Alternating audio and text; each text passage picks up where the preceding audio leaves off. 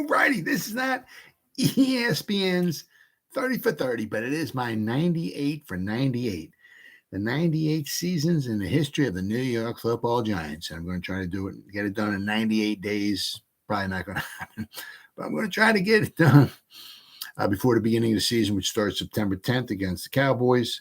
So we're forging ahead. We're into the 50s. So we got a long way to go. But with the 1951 season, which just happened to be the 27th season in the history of the New York Football Giants. 27th season for the Giants, 32nd season for the NFL. The NFL started in 1920, Giants started in 1925, so the Giants are 5 years younger, I guess, than the NFL. The Giants had a really good season, really good season. They had a good season the year before too. The problem, Cleveland Browns. Cleveland Browns came from the All-American Football Conference. All-American Football Conference was in existence from 1946 and 1949. It disbanded after 49. Three of the teams in full came into the NFL. The Baltimore Colts only lasted 1 year due to financial trouble, which I'm going to go over in a few minutes here. But then they came back. They came back in 1953 once again. But that's a couple years down the road. But anyway, but so three of the teams, from the All-American Football Conference directly went into the NFL. The San Francisco 49ers, Baltimore Colts, and the Cleveland Browns. The rest of the players, through like drafts, the kind of like the Los Angeles Dons from the All-American Football team, pretty much they went with the Los Angeles Rams. I believe the Buffalo Bills, most of their players, what I read, went with the Cleveland Browns. Like the rest of the players, they had like a draft, and the rest of the players got dispersed amongst the rest of the teams. But the problem is that the Cleveland Browns were so good. From 1946 to 49, all 4 years of the All-American Football Conference, the Cleveland Browns won every championship. They were very good. So when 1950 rolled around, the Browns came into the NFL. They joined the same division the Giants were in. And in 1950, the Giants and the Browns both wound up tied 10-2 at the end of the season. The Giants beat the Browns both times that they played them during the regular season. However, in the playoff,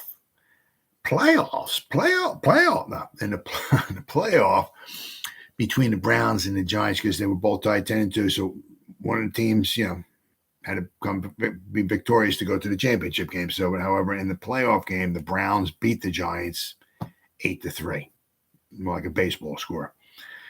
So then the Browns went on to the championship game. They hosted the championship game in 1950, and they wound up beating the Rams 30-28. The Rams would get their revenge this year. Same two teams, but the Rams will get their revenge this time. The Browns were just very good. From 1950, the Browns came into the NFL in 1950. From 1950 to 1955, in the same division the Giants, when the Browns went to the championship game every year. So the Browns were just really good. The Giants in 1951 were 9-2-1. Had a great season. Their defense was really good. Their passing attack, it wasn't super spectacular. It had been better. Charlie Connolly, the Giants quarterback's numbers weren't super spectacular, but the Giants did a very good job running the ball. And what really helped them out was their run defense. Their run defense was really good. That helped keep the Giants in the race all year long. As you're going to see, the Browns wound up 11-1. They lost the first game of the season, and they didn't lose since after that. So the Giants the Giants lost both times that they played the Browns. One time because they missed a field goal. They missed an extra point. They kicked the extra point the Browns would have been 10-1-1, and the Giants would have been 9-1-2. So the Giants still would have missed by half a game, but they missed an extra point. Still wouldn't have, in the long run, wouldn't have mattered because the Giants still wouldn't have caught the Browns. But the Browns, and it wasn't like so much the Browns were like, winning close games. I mean, they were just really beating teams. It wasn't like, like the Giants from last year, 2022, when the Giants won like a bunch of one-score games. It wasn't like that with the Browns. The Browns had, victorious by double digits.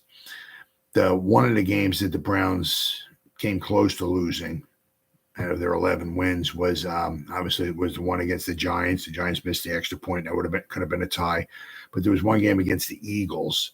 The Eagles were winning. I believe it was if I remember, it was 17-10 going into the last quarter. And the Browns scored 2 times and wound up winning the game. But I mean, most of the Browns' victories were like double digits. So the Browns, I'll go over that. But the Giants had the lead early on because the Browns lost the first game of the season. The Giants kept being victorious. But then once the Browns beat the Giants 2 times, the Giants just never caught up to them. So, I mean, the Giants finished 9-2-1. Yeah, I mean, that's just the way it was back then, 9-2-1, and didn't even make it to a playoff game. I think if I remember correctly, it was either 1967 or 1967, or might have been 1967. I mean, just in the NFL, it was I think the Rams and the Colts both wound up with like one loss, I think it was, and the Rams wound. So like the Colts, I think might have been. No, it wasn't 67. Maybe it was 69. It was 1969. The Colts had like one loss, and they didn't even make the playoffs. So stuff like that winds up happening. The Rams won the division. The Colts didn't even go to the playoff. It was just crazy. But as I said, all in all, they had a really good season. Nothing to be disappointed about. But the 1951 NFL season. All right. Here we go. The 1951 NFL season was the 32nd regular season in the history of the National Football League. Prior to the season, Baltimore Colts owner Abraham Watner faced financial difficulties and thus gave his team and its players contracts back to the league for $50,000. However, many Baltimore fans started to protest the loss of their team. Supporting groups such as its fan club and its marching band remained in operation and worked for the team's revival, which eventually led to a new, more lucrative Baltimore Colts team in 1953, which ultimately carried on the erratic lineage of the last remaining Ohio League team, the Dayton Triangles. They have it's crazy, but the Dayton Triangles were in the 1920s, and their team would like either go to another team and become another team and become another team, and basically the Dayton Triangles live on. They still live on. For the first time, the NFL championship game was televised across the nation. The Dumont Television Network paid $75,000 for the broadcast of the game. Viewers coast to coast watched the Los Angeles Rams defeat the Cleveland Browns 24-17. The 1951 draft was held from January 18th to the 19th. It was 30 rounds. It was held at Chicago's Blackstone Hotel. With the first pick, the New York Giants wound up selecting Kyle Rote from Southern Methodist University. The Giants won a lottery pick, and they got to choose Kyle Rote. Kyle Rote from SMU. He was a phenomenal college athlete. What phenomenal. And he had a very nice career with the Giants. He played 11 seasons for the Giants. Kyle Rote played from 1951 to 1961. The 1961 championship game was his final game with the, of course, the Giants lost that 37-0 to the Packers. But Kyle wrote that was his last game. It was a 1961 championship game. But Kyle wrote that the Giants the Giants had the first pick 2 times. 1965, they took Tucker Frederickson. They could have had Gale Sayers or Dick Butkus, 2 Hall of Famers, but why would they want those guys? Anyway, but the first overall pick in 1951, the Giants took Kyle Rote. Very, very. He was a running back. He broke his ankle and wound up becoming an end. But another story for another day. Let's see. Major rule changes. No offensive tackle, guard, or center would be eligible to catch or touch a forward pass. And aluminum shoe cleats are banned. Interesting. Aluminum. So I'm not sure why aluminum, but they still had metal cleats, so I don't know. So we had some highlights during the regular season here. In week 1, September 30th, the defending champions, the Cleveland Browns, opened with a loss, falling to their old All-American Football Conference rival, the San Francisco 49ers, 24-10.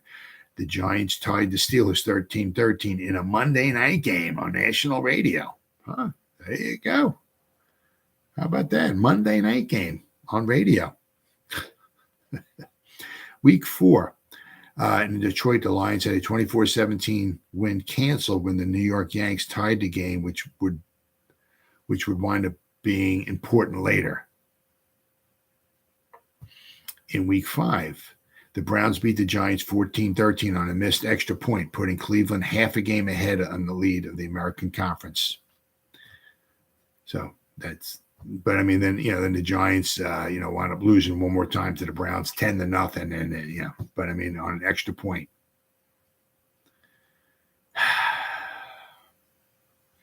Let's see. In Detroit, the Bears' Ed Sprinkle blocked a punt that Bill Wigton fell on in the end zone for a 28-23 victory, while the Rams lost 44-17 to the 49ers, giving the Bears the lead in the national conference. Let's see here. Week 7 saw the Browns trailing the Eagles at home before preserving their American Conference lead with a 20-17 win. The Eagles were winning 17-10 going into the fourth quarter. The Browns scored 10 points in the final quarter and wound up winning. The Rams' 45-21 win over the Cardinals and the Bears' 41-28 loss to the Lions gave the Rams and the Bears both 5-2 records. In Week 8, the Giants hosted a rematch with the Browns and lost again 10-0. The Giants would finish 9-2-1 in both losses, courtesy of the 11-1-0 Browns. Week 9 began on a Thursday night game in Detroit, in which the Lions beat Green Bay 52-35 to raise the record to 6-2-1. On November 25th, the Browns beat the Bears 42-21 in Cleveland. The Browns were penalized 22 times, and they still won 42-21. But still salvaged the victory. Consequently, the 22 in-game infractions committed by the Browns made Cleveland the first NFL team to win a game despite being penalized that many times. The Rams also lost 31-21 at Washington, and both fell to 6-3-0, giving the Lions a National Conference lead. Meanwhile, the New York Yanks played spoiler again, tying the 49ers 10-10 while staying winless at 0-7-2. As Detroit's earlier tie with the Yanks, the 49ers will regret having a win taken away later on. In Week 10, the 49ers beat the Lions 20-10, while the Rams triumphed over the Bears 42-17, giving LA the top spot in a tight National Conference race. The New York Yanks finally won a game 31-28 at Green Bay. In regular games of the season in week 11, December 9th, the Lions held the Rams to a field goal 5 times, and the lone LA touchdown wasn't enough to keep Detroit from winning 24-22. Meanwhile, wins by the Bears and the 49ers made a 4-team National Conference race. The Lions were 7-3-1 in front of the Rams, and the Bears were 7-4, and the 49ers were 6-4-1 with one game left. But for the tying scores that had been made by the mediocre Yanks, the Lions and the 49ers would have been 8-3 and 7-4. So in other words, if the Lions did not tie the Yanks, they would have finished 8-4 and they would have wound up tied with the Rams, and they would have wound up having a playoff game to see who went to the championship game. So in the final week, Detroit, which had lost at home to San Francisco a week before, would face them again on the coast on December 16th. The Lions led by 3 points in San Francisco with 1 quarter left, but lost the game 21-17, along with the national championship, national conference title, as both teams finished 7-4-1. The Bears were stunned by the Cardinals 24-14, finishing 7-5. The Los Angeles Rams, who had been tied with the Green Bay 14-14 halftime, poured on 4 touchdowns in the second half for a 42-14 win, an 8-4-0 record, and the right to host Cleveland in the 1951 NFL Championship game. At Yankee Stadium, only 6,658 spectators turned out to watch the last game ever for the New York Yanks, who lost to the crosstown rival Giants 27-17. Yeah, I mean, there was the team that was called the Boston Yanks. There was the New York Yanks. There was the Yankees, which were in the All-American Football Conference. You need a program to keep up with the teams.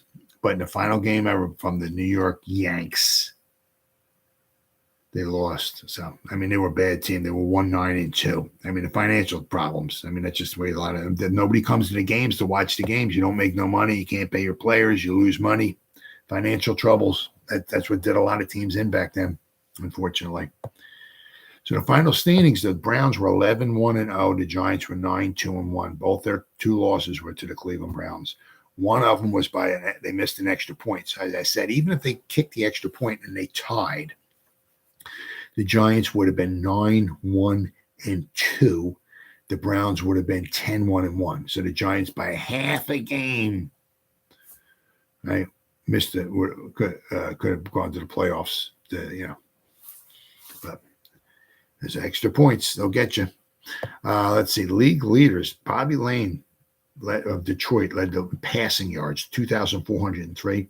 Eddie Price of the New York Giants led the league in rushing with 971 yards. And Elroy Crazy Legs Hirsch led the league in receiving, 1,495 receiving yards in 12 games. He had almost 1,500 yards receiving in 12 games. Could you imagine if he played like 5 more games, he would have had over 2,000 yards receiving? I mean, in 17-game schedule, 5 more games. Oh, at that pace, he would have had like by 2,200 yards receiving. Unbelievable. Absolutely unbelievable. Let's see. The most valuable player went to Otto Graham of the Cleveland Browns. All right. Let's see here. All right, the draft. Let's go to the draft. The 1951 draft. 1951 National Football League draft was held on 2 days, January 18th and 19th, 1951, at the Blackstone Hotel in Chicago. The Baltimore Colts folded after the 1950 season, and then NFL placed their players in the 1951 NFL draft.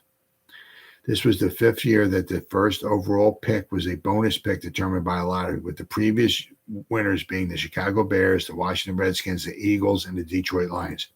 They were all ineligible. So with the first, so the Giants won the lottery pick, and he took Kyle Rote, who was absolutely a phenomenal college athlete, a football player.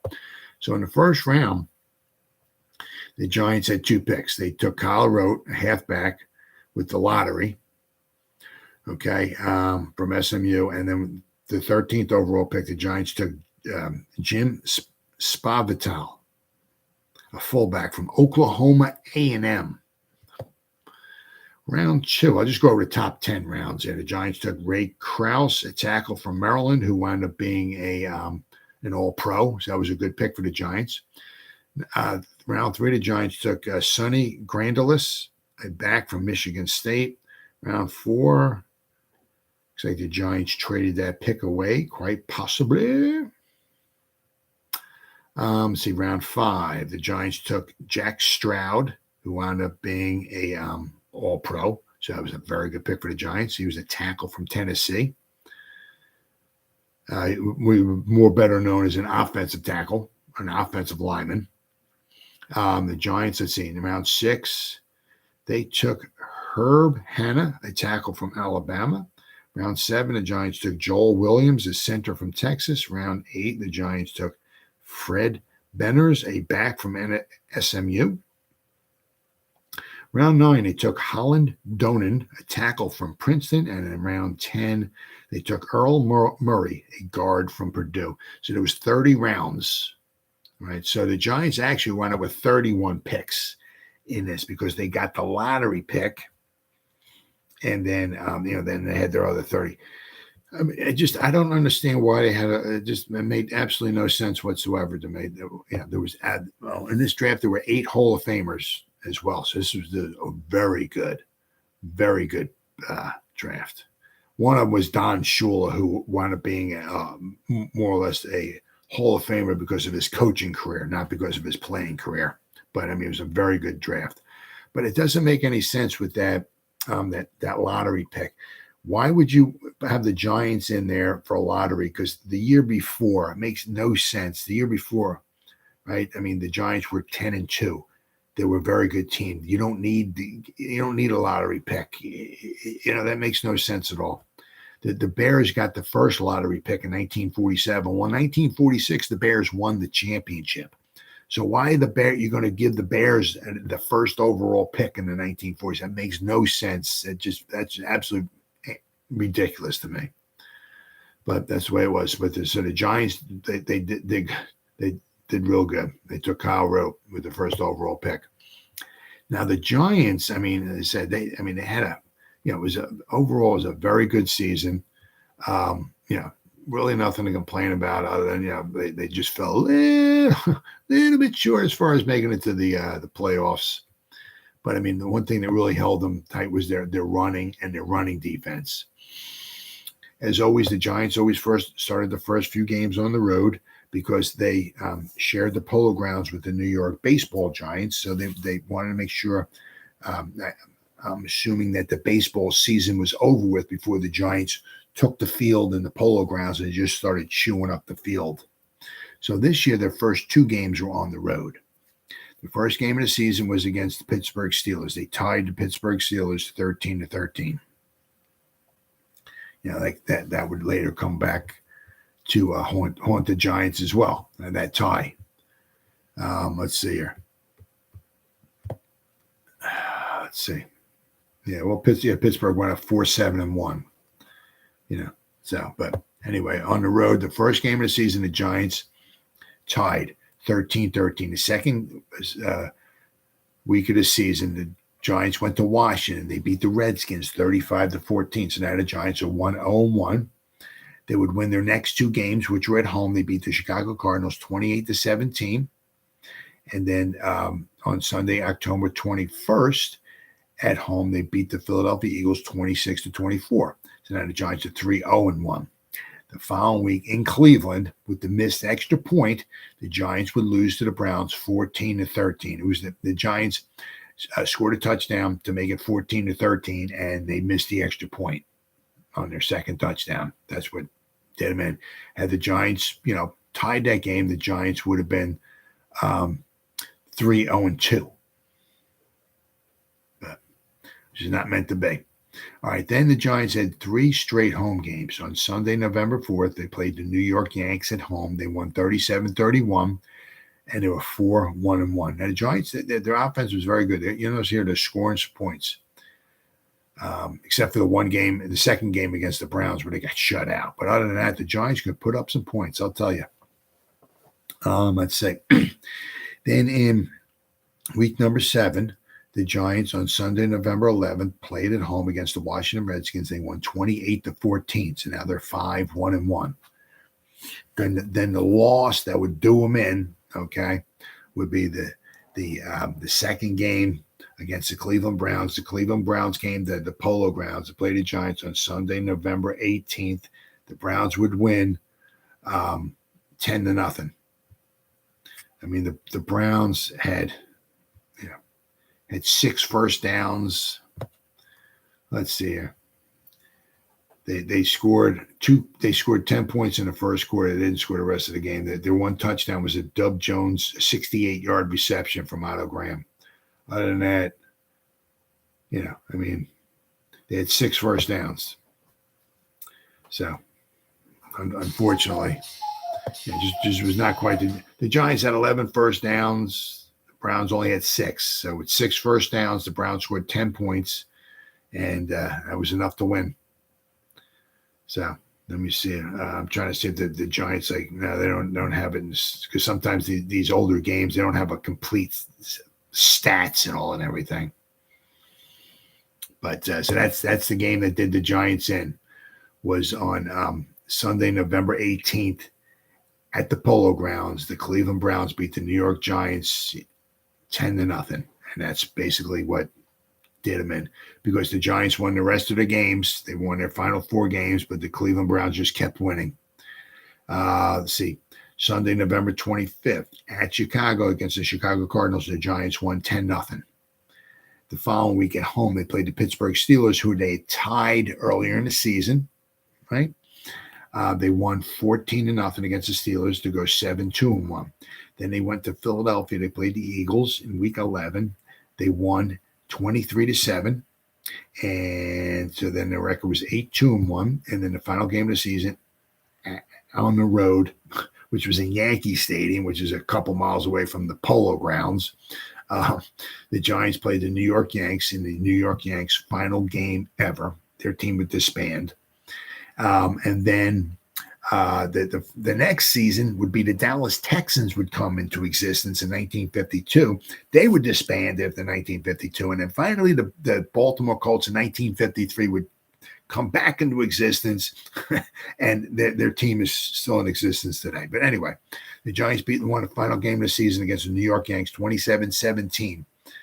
So they finished the season 9-2-1. They said the Browns were just they were just really just killing teams. Let's see here.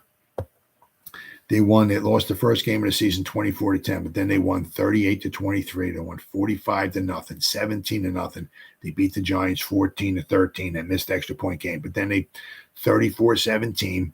Then the only other really kind of close game, I mean, they beat the Giants 10-0, right? And they only had 6 first downs, so they weren't really like much of a superior team. They just wound up winning the games. That's all, which is what ultimately counts.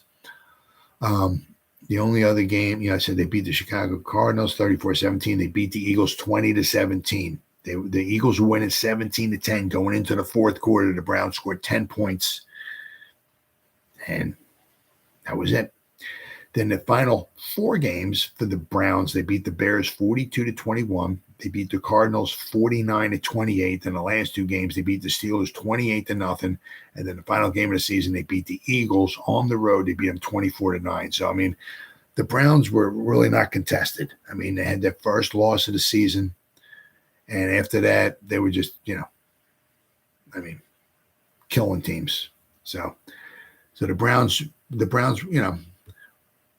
obviously the phenomenal record. They were beating teams. Unfortunately, the Giants, each time the Giants fell just a little bit short of beating them or tying them, and that's what did them in for the 1951 season. That certainly wasn't like the Giants were a horrible team. But just want to show you is that let's see, we got the stats here. Yeah, the Giants, they averaged 3.5 yards a carry, but their defense, they only gave up 2.3 yards a carry. Phenomenal. The Giants ran the ball 491 times in 12 games. They ran the ball over 40 times a game for 1,713 yards. But, their defense, 2.3 yards a carry they gave up. Just crazy. Absolutely crazy. Let's see here. The Giants defense got 41 interceptions. Their pass defense was rather good. They only gave up 43% completion, the Giants defense. The Giants, unfortunately, only completed 101 passes all year. They only threw 11 touchdowns, and they threw 26 interceptions. So their passing game was not exceptional. It was their run game that really helped them out. But I said overall the Giants defense was very, very good. They had 41 interceptions, which is just crazy. And then they said their run defense was very, very good. So that's what helped keep the Giants in the game, in the race the whole season.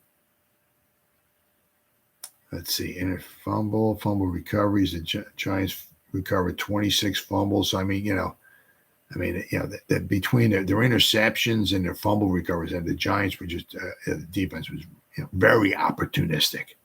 As I said, unfortunately they just fell a little bit short in their 2 games against the Cleveland Browns, or else the Giants could have gone to the championship game and they could have played the Los Angeles Rams. But so we got the 1951 NFL championship game, which wound up being played in Los Angeles. Let's see, it was the 19th championship game in the history of the league, which started in the championship game started in 1933.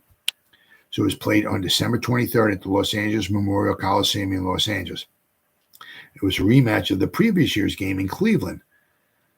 Let's see, the Rams won 30-20. The Browns won 30-28 in 1950. Lou Groza kicked the field goal at the end of the game and wound up winning. So that was a very exciting game. This was a very good one too, as well. Went back and forth. The 8-4 Rams meeting defending champion Browns 11-1 in the league championship game for the Rams were in the league championship game for the 3rd straight year. They lost in 1949 14-0 to the Eagles. Then they lost 30-28 to the Browns in Cleveland, and now so they're 1951. The Rams are in the championship game once again for the 3rd consecutive season. The Browns were favored to win this title game on the road by 6 points. This was the first NFL championship game to be televised coast to coast and was blacked out by the league in Southern California area. Wow, what a bummer. Dumont Network purchased the championship game TV rights from the NFL in May for 5 years for $475. So basically, for almost they purchased the championship game rights for the next 5 championship games, 51-55, which the Browns would be in all of them, for almost $500,000. The home underdog Rams upset the Browns 24-17 for their 2nd NFL championship before a then record crowd of 59,475. The Cleveland, the Los Angeles Rams, this is their 2nd title. Their first title was in 1945 when the Cleveland Rams beat the Washington Redskins 15-14 in Cleveland. The World Championship banner awarded to the Rams was given as a gift to Tom Bergen after the game in gratitude of hosting the post-game dinner. As of 2016, it still hangs in Tom Bergen's Irish pub in Los Angeles, the only one in private ownership. This was also the first time that the Browns under Paul Brown did not finish the season with a championship. Yeah, because the previous 5 seasons, the Browns won every championship. The 4 in the All-American Football Conference, which the Browns came from 1946 and 1949, the Browns won all 4 of those. And then in 1950, the Browns won the championship game. So this is the first time that a Paul Brown-led professional team did not win the championship. Let's see. This was the Rams' only NFL championship as a California team until the victory in the Super Bowl against the Bengals a couple of years ago, which is coincidentally the team which was founded by Paul Brown. The Rams beat the Bengals, which was formed by Paul Brown, who was the coach of the Cleveland Browns in this championship game. Go figure. The Rams won their first NFL championship game during the final season in Cleveland, which was in 1945. But I mean, the game went back and forth. I mean, there's no scoring in the first quarter. The Rams scored to go up 7-0. Then Lou Groza kicked a 52-yard field goal. That's a long field goal back then for the Cleveland for Browns. So Cleveland Browns were down 7-3. Then the Cleveland Browns, just before half, scored on a touchdown pass to go up 10-7. Then in the third quarter, the Rams came back on a touchdown run, and now the Rams are up 14-10. Then the Rams kicked the field goal to go up 17-10. The Cleveland Browns scored on a touchdown run from Ken Carpenter to tie the game at 17-17. Said, Okay, so the Rams were up 14-10. Early in the fourth quarter, the Rams increased their lead to it with a 17-yard field goal by former local UCLA great Bob Warfield. The Browns answered back with an 8-play, 70-yard drive that ended in a 5-yard touchdown run by Ken Carpenter to tie the game at 17-17. 25 seconds later, Tom Fears beat defenders Cliff Lewis and Tommy James and received a Norm Van Brocklin pass at midfield and raced to the end zone for a 73-yard touchdown. It secured the first NFL title in Los Angeles. Their second title in Los Angeles came in February 2022. The next NFL title for the franchise came 48 years later when the Rams, that's right. When the next NFL title for the franchise came 48 years later when the St. Louis Rams won in the Super Bowl. They beat the Titans. That was a good Super Bowl, really good Super Bowl. But I mean, the championship game in 1950 was back and forth. But the Rams wound up prevailing, and so overall it was a really exciting season. The division, the conference the Giants were in, it was close race with the Browns and the Giants. Could have gone either way. And then in the other conference, I mean, it was 4 teams right down toward the end. The final, apparently, I guess like the last week of the season, there were 4 teams in contention, right? But ultimately, the Los Angeles Rams and the Cleveland Browns won. And it was a very, very, very good, exciting season, exciting championship game. Very successful season for the New York Giants. They felt just a little bit short both times when they played the Cleveland Browns. Now, this is the 21st season for Steve Owen, the coach for the New York Giants. He would only coach for 2 more seasons. So, things were going to start going downhill a little bit from here for the next couple of seasons. And then we'll have some new blood. Jimmy Lee Howell being there in 1954 will be the head coach of the Giants. But good season for the Giants once again, as usual. They fell a little bit short. Well, that wraps up the 1951 season for the New York Giants. I'll be back again tomorrow with the 1952 season for the New York Giants, which just happened to be the 28th season in history of the New York Giants. I'll see you then.